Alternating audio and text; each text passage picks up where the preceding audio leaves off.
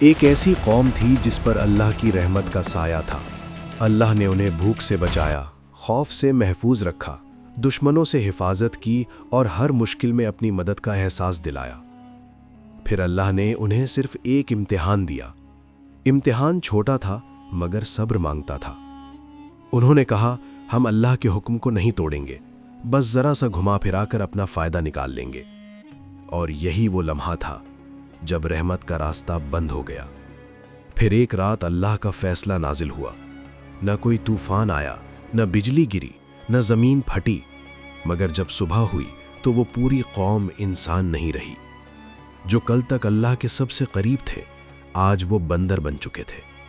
یہ واقعہ ہے اصحاب سبت کا، اور یہ صرف تاریخ نہیں، یہ آج کا آئینہ ہے۔ حضرت موسیٰ علیہ السلام کے بعد بنی اسرائیل کی ایک قوم سمندر کے کنارے شہر ایلا میں رہتی تھی۔ یہاں کا منظر اللہ کی نعمتوں سے بھرا ہوا تھا۔ سمندر کی ٹھنڈی ہوا، سورج کی روشنی اور لہروں کی خوشبو، ہر طرف سکون اور برکت تھی۔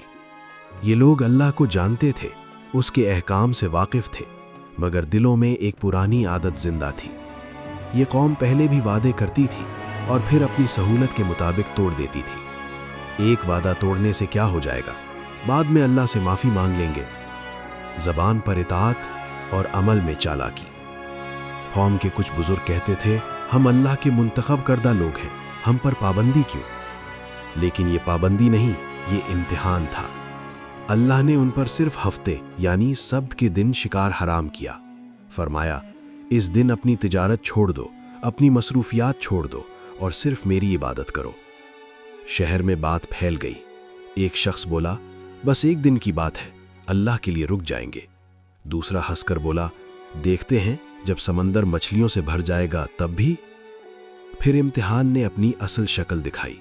جس دن شکار منع تھا، اسی دن سمندر مچھلیوں سے بھر گیا۔ موٹی تازہ مچھلیاں، جیسے خود کنارے آ کر کہہ رہی ہوں، ہمیں پکڑ لو۔ ایسا پہلے کبھی نہ ہوا تھا۔ یہ اللہ کا امتحان تھا۔ رات کا اندھیرا شہر پر چھا گیا۔ گھروں میں بے چینی تھی۔ شکار نہ ہونے کی وجہ سے جھگڑے بڑھ گئے۔ اسی خاموشی میں شیطان نے بلوں پر حملہ کیا۔ حکم کو ذرا گھما دو، چالاکی دکھاؤ اور فائدہ حاصل کر لو۔ لوگ ایک دوسرے کو دیکھنے لگے اور ان کے چہروں پر ایسی مسکراہٹ آئی جو ایک بڑے عذاب کی طرف لے جا رہی تھی۔ ایک نے کہا، ہفتے کے دن جال لگا دیتے ہیں، مچھلیاں خود پھنس جائیں گی۔ دوسرے نے کہا، اتوار کو نکال لیں گے، اللہ بھی خوش، ہم بھی خوش۔ انہوں نے نالیاں کھودیں، جال بچھائے اور اپنی چالاکی پر فخر کیا۔ بزرگوں نے کہا، اللہ سب دیکھ رہا ہے، یہ نیت کا امتحان ہے۔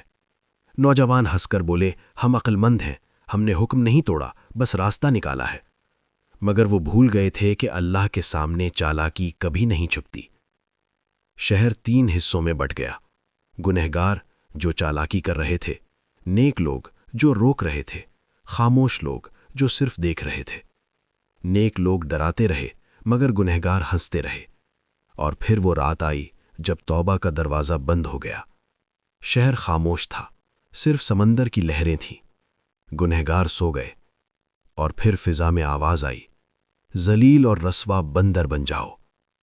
ان کے چہرے بگڑنے لگے، ہاتھ پنجوں میں بدل گئے، جسم پر بال اگائے۔ وہ چیخے، یہ کیا ہو رہا ہے، ہم انسان نہیں رہے۔ مگر کوئی سننے والا نہ تھا۔ صبح ہوئی تو شہر میں انسان نہیں، صرف بندر تھے۔ وہی کپڑے مگر اندر سے جانور۔ نیک لوگ رو پڑے، بندر آنکھوں سے پہچان بتا رہے تھے۔ روایات کے مطابق یہ عذاب اتنا شدید تھا کہ وہ 3 دن سے زیادہ زندہ نہ رہے۔ اصحاب سبت کا جرم مچھلی پکڑنا نہیں تھا، بلکہ اللہ کے قانون کے ساتھ ہیرا پھیری تھا۔ آج ہم کہتے ہیں سود منافع، رشوت تحفہ، جھوٹ مارکیٹنگ۔ یاد رکھیں، اللہ الفاظ نہیں، نیت دیکھتا ہے۔ کیا آج بھی ہم اصحاب سبت کی طرح اپنی چالاکی میں گم ہو رہے ہیں؟ ہاں یا نہیں؟